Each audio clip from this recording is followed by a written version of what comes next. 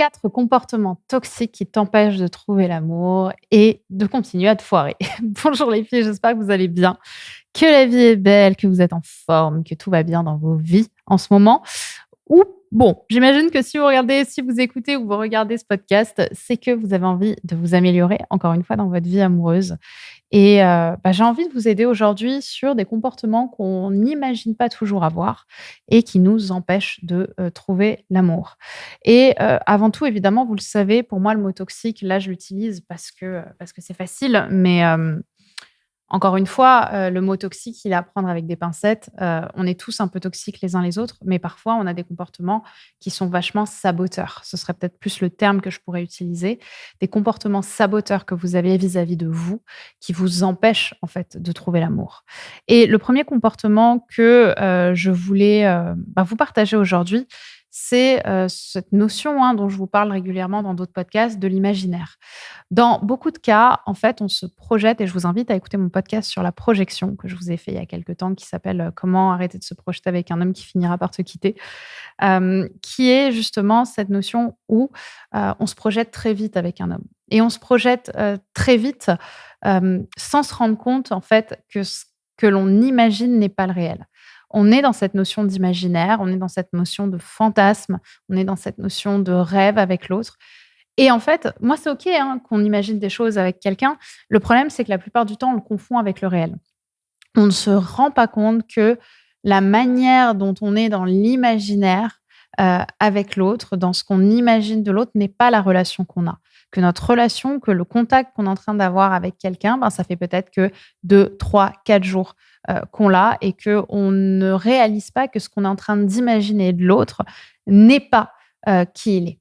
En fait, on est en train de lui attribuer des, personnalités ou des traits de caractère qu'il nous a pas du tout prouvé qu'il avait dans le réel. Par exemple, on imagine que ce mec, parce qu'il a été super avec vous pendant votre premier rendez-vous, c'est l'homme idéal, pour vous dans votre vie amoureuse, dans votre vie, sentimentale. Alors que peut-être que ce mec, dans 2, 3 mois, quand vous allez commencer à vous voir un peu plus régulièrement, eh bien, c'est un mec qui, a la flemme de sortir, qui, déteste, vos amis, qui, préfère jouer aux jeux vidéo tout le temps que, d'être comme vous, aller à droite à gauche, à faire des expos, aller dans des musées ou d'aller au théâtre.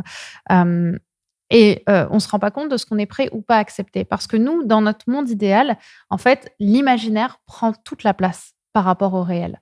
Et ce que j'aimerais vous rappeler et ce que j'aimerais que vous fassiez et qui peut vous aider justement à réussir votre vie amoureuse, c'est à retourner dans le réel.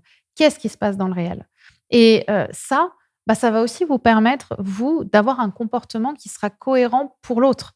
Parce que quand vous vous comportez comme si vous étiez en couple au bout de un date ou de 2 dates ou parfois de 3, 4 dates, malheureusement, vous envoyez l'information déjà que, l'autre n'est pas choisi, mais qu'il vous permet juste d'être le personnage central de l'imaginaire que vous voulez absolument, avoir dans votre scénario idéal. Et ça, malheureusement, ça fait souvent fuir.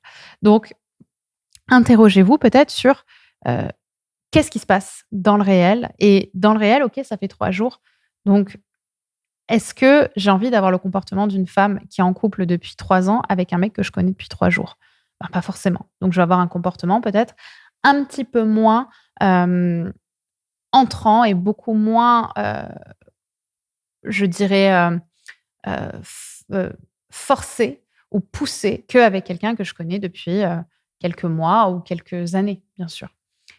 Ça m'amène du coup au deuxième comportement qui, joue tout à fait avec le premier, c'est la manière dont on peut se laisser du coup embarquer aussi, par l'autre et se laisser embarquer aussi par, l'histoire qu'on se raconte.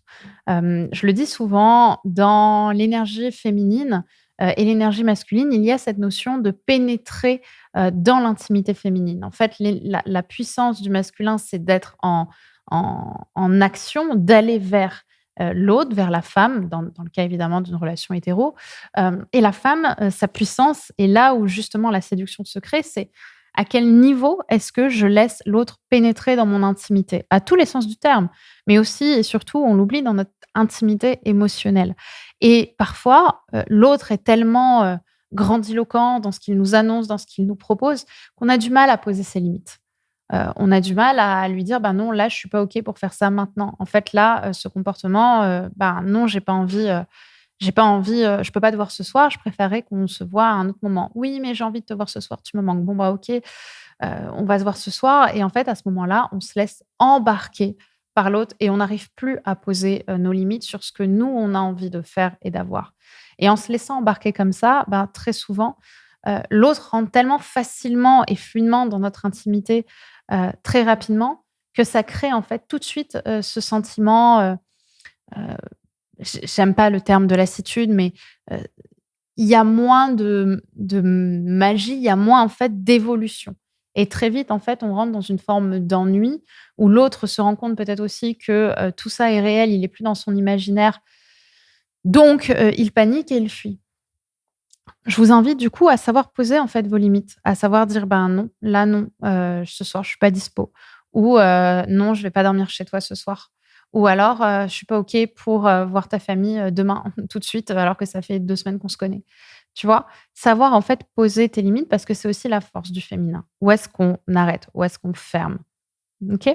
C'est cette puissance de, l'intimité se donne au fur et à mesure du temps, heu, à partir du moment où pour vous c'est OK et c'est sécurisant pour vous de le faire. Le troisième comportement, c'est, un comportement, malheureusement, pour le coup, très saboteur que je vois chez beaucoup de femmes et il est tout à fait naturel, hein, parce que c'est souvent comme ça que les gens agissent. C'est la manière dont on peut, laisser mettre les gens plutôt dans des cases.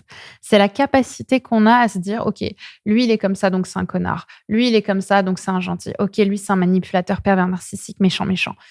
Non, en fait, les gens sont tous blancs et noirs. On est tous blessés et puissants. On est tous, émus et performants. On a tous tellement de, facettes. On a un prisme tellement grand, dans nos relations et dans qui on peut être que je pense que, l'une des manières dans lesquelles enfin, par lesquelles on se protège malgré nous, des autres et du lien qu'on peut créer avec les autres et surtout avec un homme, qui nous rendrait heureuse, c'est la manière dont, on le perçoit et la manière dont on le range dans une case.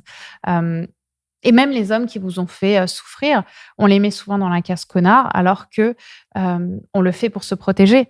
Parce qu'en réalité, on a tous un niveau de responsabilité, hein, dans ce qui se passe, mais aussi dans, la capacité qu'on a à, à voir à quel point, les gens peuvent être complexes, voilà, différents, avec plein de reliefs. C'est de se rappeler que, toute personne, se montre à travers un prisme, mais n'est pas que ce prisme et que, encore une fois, quand on essaie de juger, quand on juge quelqu'un et qu'on se déresponsabilise aussi de ce qui s'est passé et de la manière dont on s'est, comporté, qui a pu amener à ce comportement, nous empêche de nous aussi nous remettre en question et d'évoluer dans notre vie sentimentale, dans notre vie amoureuse. Encore une fois, vous êtes la victime, sûrement, dans un prisme, dans une manière de regarder les choses, mais dans une autre, qu'est-ce qui a poussé l'autre aussi à partir? Qu'est-ce qui a poussé l'autre à arrêter? Quel est le comportement que vous avez eu qui l'a fait fuir?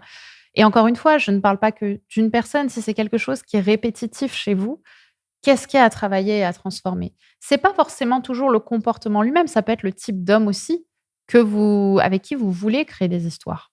Voyez? Donc ne mettez pas les gens dans des cases, apprenez à ouvrir aussi, à comprendre que chaque personnalité est complexe. Et enfin, 4e comportement du coup qui fait une excellente transition avec ce qu'on vient de dire, c'est, le choix du cœur versus le choix de la fierté. Ce que j'appelle, vous savez, les relations autocentrées et les relations, émotionnelles. Enfin les besoins autocentrés qu'on va avoir dans, nos relations et les relations, et les besoins, pardon, émotionnels qu'on va avoir dans nos relations. Et souvent, on va aller vers des hommes, en fait, qui viennent pas du tout nous combler dans le cœur, qui vont venir nous combler dans la fierté, dans ce qu'on n'est pas, mais qu'on veut être, c'est-à-dire une femme alpha, une femme, super performante, ci et ça et j'ai besoin de montrer, de prouver aux autres et à moi-même que j'ai atteint, l'ascension sociale, que j'ai toujours rêvé d'avoir dans ma vie et même si je me convainc de l'avoir, ben, au fond de moi, je sais que je l'ai pas et du coup, je vais aller avec un homme qui va me confirmer l'histoire que je me raconte. Sauf qu'au fond, cet homme,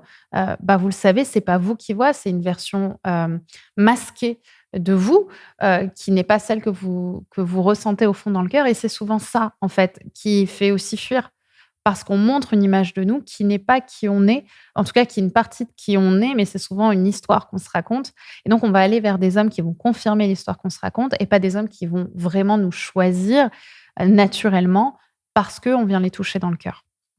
Et parce que nous, on va s'autoriser à être touchés dans le cœur. Donc, demandez-vous si justement vous allez toujours vers le même type d'homme qui correspond à l'histoire que vous voulez vous raconter et pas vers des hommes peut-être plus sincères, plus doux, qui souvent sont des hommes qu'on repousse au premier abord parce qu'on se dit ils sont pas à notre niveau, etc. L'ego remonte, alors que dans les faits, ces hommes-là ont tout à fait et même plus la capacité de vous rendre heureuse parce qu'ils vont vous permettre aussi de vous voir tel que vous êtes avec vos émotions, avec vos blessures, tout en vous apprenant à grandir, à garder votre gentillesse, à garder votre bienveillance sans faire des jeux de séduction ratés. Hem En étant justement plus en profondeur. Mais pour ça, il faut accepter que cette personne va aussi faire ressortir de vous cette partie-là pour laquelle souvent vous luttez, qui est la partie émotionnelle. OK? Et ça, c'est plutôt les besoins émotionnels, alors que les besoins égocentrés sont plutôt les besoins à l'extérieur. Je veux que les gens me voient comme ça, comme une femme qui confirme que je suis avec ce type d'homme. Sauf qu'il y a quelque chose énergétiquement qui passe pas. Donc, mon point sur lequel je vous invite vraiment à vous responsabiliser, c'est comment est-ce que je peux transformer ça et sortir de l'extérieur pour aller vers des relations, plus profondes et alignées sur qui je suis et accepter d'être qui je suis. Parce que souvent l'enjeu, il est là. Qui est-ce que je suis? Quelles sont mes émotions? J'ai été blessée, est-ce que je l'accepte ou est-ce que je veux surtout pas, l'accepter parce que je veux mettre le masque de la femme forte? Voilà ce que je voulais vous partager, dans cette vidéo sur ces comportements. N'hésitez pas à rentrer en profondeur, j'ai fait beaucoup de sujets de podcasts que vous pouvez retrouver sur ma chaîne YouTube ou sur la chaîne de podcast sur laquelle vous êtes, sur C'est pour une copine, qui parlent de chacun de ces points. J'ai fait des points sur l'imaginaire avec, les podcasts sur la projection, sur la manière dont on se laisse embarquer par l'autre, etc. Faites un petit tour. Regardez-en d'autres. Abonnez-vous évidemment si ce n'est pas déjà fait.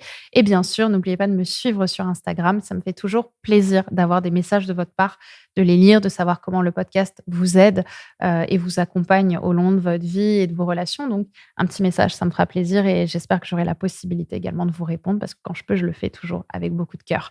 Et puis, vous voyez des stories toujours rigolos. Je raconte un peu ma vie, tout ça, on rigole bien. Donc, écoutez, je vous embrasse très fort. Prenez soin de vous et on se retrouve très vite. Bye bye.